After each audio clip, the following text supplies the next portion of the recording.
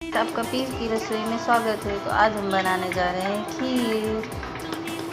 मैं ज़्यादा टाइम नहीं लूँगी, इसके लिए आज मैं बनाया दिखा रही हूँ।